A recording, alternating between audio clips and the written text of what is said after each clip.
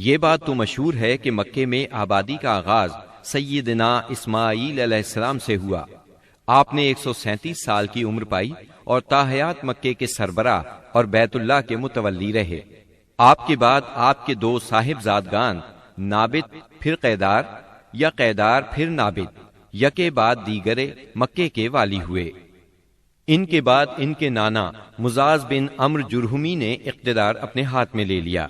اس طرح مکے کی سربراہی بنو جرہم کی طرف منتقل ہو گئی اور ایک مدت تک انہی کے ہاتھ میں رہی۔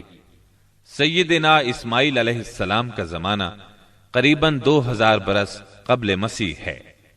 اس حساب سے مکے میں قبیلہ جرہم کا وجود کوئی 2100 برس تک رہا اور ان کی حکمرانی قریباً 2000 برس تک رہی۔ بنو خزاعہ نے مکہ پر قبضہ کرنے کے بعد بنو بکر کو شامل کیے بغیر تنہا اپنی حکمرانی قائم کی۔ البتہ 3 اہم اور امتیازی منصب مضری قبائل کے حصے میں آئے۔ نمبر 1، حاجیوں کو عرفات سے مزدلفہ لے جانا اور یوم النفر یعنی 13 ذی الحجہ کو منا سے روانگی کا پروانہ دینا۔ یہ حج کے سلسلے کا آخری دن ہے۔ یہ اعزاز الیاس بن مضر کے خاندان بنو غوث بن مرہ کو حاصل تھا۔ یہ صوفہ کہلاتے تھے۔ نمبر 2، 10 ذی الحجہ کی صبح کو مزدلفہ سے منا کی جانب افاضہ یعنی روانگی۔ یہ اعزاز بنو ادوان کو حاصل تھا۔ نمبر 3، حرام مہینوں کو آگے پیچھے کرنا۔ یہ اعزاز بنو کنانہ کی ایک شاخ بنو تمیم بن عدی کو حاصل تھا۔ مکہ معظمہ پر بنو خزاعہ کا اقتدار کوئی 300 برس تک قائم رہا۔ یہی زمانہ تھا جب ادنانی قبائل مکے اور حجاز سے نکل کر نجد، عراق کے اطراف اور بحرین وغیرہ میں پھیلے اور مکے کے اطراف میں قریش کی صرف چند شاخیں باقی رہیں، مگر مکے کی حکومت اور بیت اللہ کی تولیت میں ان کا کوئی حصہ نہ تھا، یہاں تک کہ قصی بن کلاب کا دور آیا۔ قصی نے مکے کا بندوبست اس طرح کیا کہ قریش کو مکے کے اطراف سے بلا کر پورا شہر ان پر تقسیم کر دیا اور ہر خاندان کا ٹھکانہ مقرر کر دیا۔ البتہ مہینے آگے پیچھے کرنے والوں کو نیز آل صفوان، بنو ادوان اور بنو مرہ بن عوف کو ان کے مناصب پر برقرار رکھا، کیونکہ قصی سمجھتا تھا کہ یہ بھی دین ہے، اس میں رد و بدل کرنا درست نہیں۔ قصی کا ایک کارنامہ یہ بھی ہے کہ اس نے حرم کعبہ کے شمال میں دار الندوہ تعمیر کیا۔ اس کا دروازہ مسجد کی طرف تھا۔ دار الندوہ دراصل قریش کی پارلیمنٹ تھی، جہاں تمام بڑے بڑے اور اہم معاملات کے فیصلے ہوتے تھے۔ قریش پر دار الندوہ کے بڑے احسانات ہیں، کیونکہ یہ ان کے اتحاد کا ضامن تھا اور یہیں ان کے الجھے ہوئے مسائل احسن طریقے سے طے ہوتے تھے۔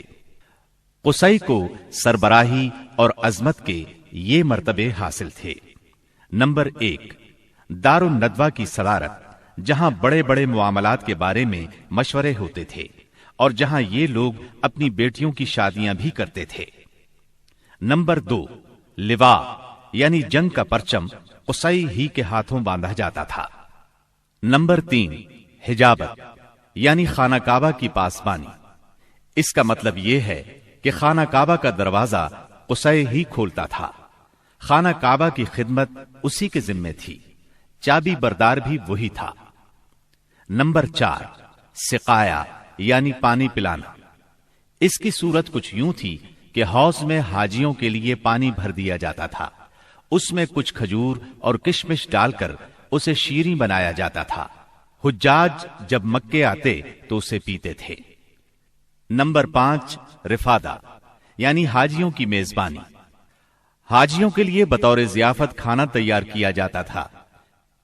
اس مقصد کے لیے قصی نے قریش پر ایک خاص رقم مقرر کر رکھی تھی۔ یہ رقم حج کے موسم میں قصی کے پاس جمع ہو جاتی تھی۔ وہ اس رقم سے حاجیوں کے لیے کھانا تیار کراتا تھا۔ جو لوگ تنگ دست ہوتے یا جن کے پاس توشہ نہ ہوتا وہ یہی کھانا کھاتے تھے۔ ان کے علاوہ کچھ اور عہدے بھی تھے جنہیں قریش نے آپس میں تقسیم کر رکھا تھا۔ ان کی تفصیل یہ ہے۔ نمبر 1، ایسار یعنی فالگیری، قسمت کا حال دریافت کرنے کے لیے بتوں کے پاس جو تیر رکھے رہتے تھے ان کی تولیت، یہ منصب بنو جمح کو حاصل تھا۔ نمبر 2، مالیات کا نظم یعنی بتوں کا تقرب حاصل کرنے کے لیے جو نذرانے اور قربانیاں پیش کی جاتی تھیں ان کا انتظام کرنا، جھگڑوں اور مقدمات کا فیصلہ کرنا، یہ کام بنو سہم کو سونپا گیا۔ نمبر 3، شورا، یہ اعزاز بنو اسد کو حاصل تھا۔ نمبر 4، اشناق یعنی دیت اور جرمانوں کا نظم، اس منصب پر بنو تیم فائز تھے۔ نمبر 5، عقاب یعنی قومی پرچم اٹھانا، یہ بنو امیہ کا کام تھا۔ نمبر 6، قبہ یعنی فوجی کیمپ کا انتظام اور شاہ سواروں کی قیادت، یہ کام بنو مخزوم کے حصے میں آیا تھا۔ نمبر 7، سفارت، یہ منصب بنو عدی کا تھا۔ ہم قحطانی اور عدنانی قبائل کے وطن چھوڑنے کا ذکر کر چکے ہیں۔ ان قبائل میں سرداری نظام رائج تھا، قبیلے خود اپنا سردار مقرر کرتے تھے۔ قبائلی سرداروں کا درجہ اپنی قوم میں بادشاہوں جیسا تھا۔ قبیلہ صلح اور جنگ میں بہرحال اپنے سردار کے فیصلے کا پابند ہوتا تھا۔ سردار کو وہی اقتدار اور اختیارات حاصل تھے جو کسی بادشاہ کو ہوا کرتے ہیں۔ حتیٰ کہ بعض سرداروں کا یہ حال تھا کہ اگر کبھی وہ بگڑ جاتے تھے تو ہزاروں تلواریں بے نیام ہو جاتی تھیں، اور وہ یہ بھی نہیں پوچھتے تھے کہ سردار کے غصے کا سبب کیا ہے۔ اب رہا سیاسی حالات کا مسئلہ۔ جزیرت العرب کے 3 سرحدی علاقے تھے، یہ تینوں غیر ممالک کے پڑوس میں تھے۔ ان کی سیاسی حالت سخت پریشان کن تھی۔ وہاں انتشار کی کیفیت تھی، صورتحال زوال پذیر تھی۔ انسان مالک تھا یا غلام، حاکم تھا یا محکوم، بس انہی 2 طبقوں میں بٹا ہوا تھا۔